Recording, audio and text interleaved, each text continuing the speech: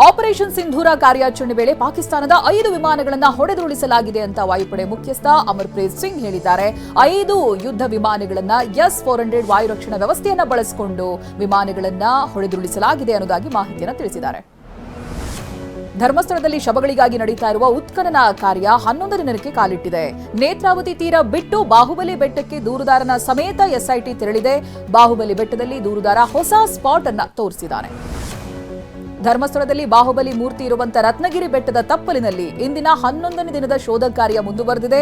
ಈ ಹೊಸ ಜಾಗಕ್ಕೆ 16ನೇ ಸ್ಪಾಟ್ ಅಂತ ಗುರುತಿಸುವಂತ ಸಾಧ್ಯತೆ ಇದೆ. ಕೋಲಾರ ಜಿಲ್ಲೆಯಲ್ಲಿ ಜಾರ್ಖಂಡ್ ಮೂಲದ ಯುವತಿ ಮೇಲೆ ಆಟೋ ಚಾಲಕ ಅತ್ಯಾಚಾರವೆಸಗಿದ್ದಾನೆ. ಬಂಗಾರಪೇಟೆ ಪಟ್ಟಣದಲ್ಲಿ ನಿನ್ನೆ ರಾತ್ರಿ ಕೃತ್ಯ ನಡೆದಿದ್ದು, ಮರಗಲ್ ಗ್ರಾಮದ ಮಹೇಶ್ ಎನ್ನುವಾತ ಈ ಕೃತ್ಯವನ್ನು ಎಸಗಿದ್ದಾನೆ. ಅತ್ಯಾಚಾರಕ್ಕೊಳಗಾದ ಯುವತಿಯನ್ನ ಸರ್ಕಾರಿ ಆಸ್ಪತ್ರೆಯಲ್ಲಿ ಸೇರಿಸಿ ಚಿಕಿತ್ಸೆ ನೀಡಲಾಗ್ತಾ ಇದೆ. ಹಾಸನ ಜಿಲ್ಲೆಯಲ್ಲಿ ಪೈಶಾಚಿಕ ಕೃತ್ಯ ನಡೆದಿದೆ. ಬುದ್ಧಿಮಾಂದ್ಯ ಯುವತಿ ಮೇಲೆ ಸಾಮೂಹಿಕ ಅತ್ಯಾಚಾರ ಆರೋಪ ಕೇಳಿಬಂದಿದೆ. ಪೈಶಾಚಿಕ ಕೃತ್ಯ ಎಸಗಿದ ಆರೋಪಿಗಳು ವಿಡಿಯೋವನ್ನ ಸಂತ್ರಸ್ತೆ ಸಹೋದರನಿಗೆ ಕಳಿಸಿದ್ದಾರೆ.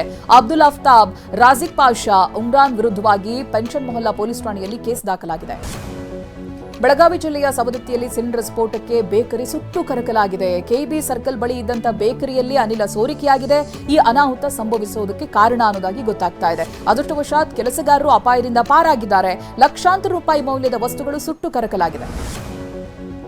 ಚಾಮರಾಜನಗರದಲ್ಲಿ ಅಡುಗೆ ಅನಿಲ ಸೋರಿಕೆಯಿಂದ ಮನೆಯಲ್ಲಿ ಬೆಂಕಿ ಅನಾಹುತ ಸಂಭವಿಸಿದೆ. ಬಸವಟ್ಟಿ ಗ್ರಾಮದಲ್ಲಿ ಸ್ಟವ್ ಹಚ್ಚುತ್ತಾ ಇದ್ದಂತೆ ಮನೆ ತುಂಬಾ ಬೆಂಕಿ ವ್ಯಾಪಿಸಿಕೊಂಡಿದೆ. ಬೆಂಕಿ ಕಾಣಿಸಿಕೊಳ್ತಾ ಇದ್ದಂತೆ ಮನೆಯವರು ಓಡ್ ಹೋಗಿ ಪ್ರಾಣ ಉಳಿಸಿಕೊಂಡಿದ್ದಾರೆ. ಮನೆಯಲ್ಲಿದ್ದಂತ ವಸ್ತುಗಳೆಲ್ಲ ಸುಟ್ಟು ಕರಕಲಾಗಿದೆ. ಬೆಂಗಳೂರಿನ ಕಳಾಸಿಪಾಳ್ಯ ಬಸ್ ನಿಲ್ದಾಣದಲ್ಲಿ ಜಿಲೆಟಿನ್ ಪತ್ತೆ ಪ್ರಕರಣ ಸಂಬಂಧ ಮತ್ತಿಬ್ಬರನ್ನು ಬಂಧಿಸಲಾಗಿದೆ. ಕೋಲಾರದ ಶಿವಕುಮಾರ್ ಹಾಗೆ ನವೀನ್ ಎಂಬುವರನ್ನ ದಸ್ತಗಿರಿ ಮಾಡಲಾಗಿದೆ. ಇದರಿಂದ ಬಂಧಿತರ ಸಂಖ್ಯೆ 5ಕ್ಕೆ ಏರಿಕೆಯಾಗಿದೆ. ಮೇಘಸ್ಫೋಟದಿಂದ ಉತ್ತರಾಖಂಡ್ನ ಧರಾಲಿ ನಾಮಾವಶೇಷಗೊಂಡಿದೆ. ರಕ್ಷಣಾ ಕಾರ್ಯ ಭರದಿಂದ ಸಾಗ್ತಾ ಇದೆ. ಈವರೆಗೆ 700ಕ್ಕೂ ಹೆಚ್ಚು ಜನರನ್ನು ರಕ್ಷಣೆ ಮಾಡಿದ್ದಾರೆ. ಸುಮಾರು 100ಕ್ಕೂ ಹೆಚ್ಚು ಜನ ಕಾಣೆಯಾಗಿದ್ದಾರೆ ಅನ್ನೋದು ಗೊತ್ತಾಗ್ತಾ ಇದೆ. ಮೇಘಸ್ಫೋಟಕ್ಕೆ 5 ಸಾವನ್ನಪ್ಪಿದ್ದು 9 ಯೋಧರು ಕೂಡ ನಾಪತ್ತೆಯಾಗಿದ್ದಾರೆ. ಉತ್ತರಾಖಂಡ್ನಲ್ಲಿ ಸಂಭವಿಸಿದ ವಿನಾಶಕಾರಿ ಮೇಘಸ್ಫೋಟ ದರಾಲಿ ಪಟ್ಟಣವನ್ನೇ ನರಕವಾಗಿಸಿದೆ. ಮಹಾಪ್ರವಾಹದಿಂದ ದರಾಲಿ ಸಮೀಪದ ಹರ್ಸಿಲ್ ಬಳಿ ಹೊಸ ಕೆರೆಯ ಸೃಷ್ಟಿಯಾಗಿದೆ. ಪ್ರವಾಹ ನುಗ್ಗಿ ಬಂದ ಜಾಗದಲ್ಲಿ ಬೃಹತ್ ಕೆರೆ ನಿರ್ಮಾಣವಾಗಿದೆ. ಉತ್ತರಾಖಂಡ್ನ ಧರಾಲಿಯಲ್ಲಿ ಸಂಭವಿಸಿದ ಮಹಾಪ್ರವಾಹದ ರಕ್ಷಣಾ ಕಾರ್ಯ ಮುಂದುವರೆದಿದೆ. ಪ್ರವಾಹದ ವೇಳೆ ಸೇನಾ ಕ್ಯಾಂಪ್ಗೆ ಕೆಸರು ನೀರು ನುಗ್ಗಿದ್ದು, ಕ್ಯಾಂಪ್ನಲ್ಲಿದ್ದ ಸಾಮಗ್ರಿಗಳೆಲ್ಲ ಕೆಸರಿನಡಿ ಸಮಾಧಿಯಾಗಿದೆ. ರಾಷ್ಟ್ರ ರಾಜಧಾನಿ ದೆಹಲಿಯಲ್ಲಿ ಮಳೆ ಅಬ್ಬರಿಸಿ ಬೊಬ್ಬಿರಿತಾ ಇದೆ. ಬಿಟ್ಟು ಬಿಡದೆ ಸುರಿತಾ ಇರುವಂತಹ ಮಳೆಗೆ ದೆಹಲಿಯ ರಸ್ತೆಗಳೆಲ್ಲ ನದಿಯಂತಾಗಿ ಬದಲಾಗಿದೆ. ದೆಹಲಿ ಎನ್ಸಿಆರ್ ಪ್ರದೇಶ, ಚಾಣಕ್ಯಪುರಿ, ಕೆಆರ್ಪುರಂ, ಹಳೆ ರಾಜೇಂದ್ರ ನಗರ್ ಸೇರಿ ಹಲವು ಕಡೆ ರಸ್ತೆ ಜಲಾವೃತವಾಗಿದೆ. ದೆಹಲಿಯ ರಸ್ತೆಗಳಲ್ಲಿ ಬೆಳಗ್ಗಿನಿಂದ ಮಳೆ ಸುರಿತಾನೇ ಇದೆ. ಮಳೆಯಿಂದಾಗಿ ಸೊಂಟದವರೆಗೂ ಕೂಡ ಮಳೆ ನೀರು ನಿಂತಿದೆ. ಪಿಡಬ್ಲ್ಯೂಡಿ ಅಧಿಕಾರಿಗಳು ರಸ್ತೆಯಿಂದ ನೀರು ಹೊರಹಾಕುವುದಕ್ಕೆ ಹರಸಾಹಸ ಪಡ್ತಾ ಇದ್ದಾರೆ. ಮೋಟಾರ್ ಸಹಾಯದಿಂದ ರಸ್ತೆಯಿಂದ ನೀರನ್ನ ಪಂಪ್ ಮಾಡ್ತಾ ಇದ್ದಾರೆ. ಜಾರ್ಖಂಡ್ನ ಚಂಡೀಲ್ ಜಂಕ್ಷನ್ ರೈಲ್ವೆ ಸ್ಟೇಷನ್ ಬಳಿ ಗೂಡ್ಸ್ ರೈಲು ಅಪಘಾತಕ್ಕೀಡಾಗಿದೆ. ಅದರ ರೈಲ್ವೆ ವಿಭಾಗದಲ್ಲಿ ಇಂದು ಬೆಳಿಗ್ಗೆ ಅವಘಡ ಸಂಭವಿಸಿದೆ. ಆದ್ರಾ ಅನ್ನುವಂಥ ರೈಲ್ವೆ ವಿಭಾಗ ಆಗುತ್ತೆ. ಸದ್ಯ ಬೋಗಿಗಳನ್ನ ತೆರವು ಕಾರ್ಯ ಮಾಡ್ತಾ ಇದ್ದಾರೆ. ಭರದಿಂದ ಸಾಗ್ತಾ ಇದೆ.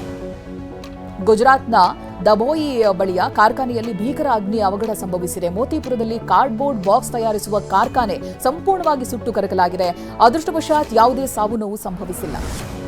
ಜಮ್ಮು ಕಾಶ್ಮೀರದ ಪೊಲೀಸರು ಉಗ್ರರ ವಿರುದ್ಧದ ಕಾರ್ಯಾಚರಣೆ ಮುಂದುವರೆಸಿದ್ದಾರೆ. ಜಮ್ಮು ಕಾಶ್ಮೀರದ ಕಿಶ್ತವಾರ್ನಲ್ಲಿ ಪಾಕಿಸ್ತಾನ ಮೂಲದ ಉಗ್ರರು ಅಡಗಿದ್ದಾರೆ ಅಂತ ಹೇಳಲಾಗ್ತಾ ಇದೆ. 26 ಮನೆಗಳ ಮೇಲೆ ಇದೀಗ ಪೊಲೀಸರು ರೇಡ್ ನಡೆಸಿದ್ದಾರೆ. ನೂಲ ಹುಣ್ಣಿಮೆ ಹಿನ್ನೆಲೆ ಇಂದು ದೇಶದಾದ್ಯಂತ ಸಹೋದರತ್ವದ ಸಂಕೇತವಾಗಿ ರಕ್ಷಾಬಂಧನ ಹಬ್ಬವನ್ನು ಆಚರಿಸಲಾಗ್ತಾ ಇದೆ. ರಾಜಸ್ಥಾನದಲ್ಲಿ ಜೈಲಿನಲ್ಲಿ ಹಬ್ಬವನ್ನು ಆಚರಿಸಲಾಗಿದೆ. ಜೈಲಿನಲ್ಲಿರುವ ಕೈದಿಗಳಿಗೆ ಸಹೋದರಿಯರು ರಾಖಿ ಕಟ್ಟಿ ಸಿಹಿ ತಿನ್ನಿಸಿದ್ದಾರೆ.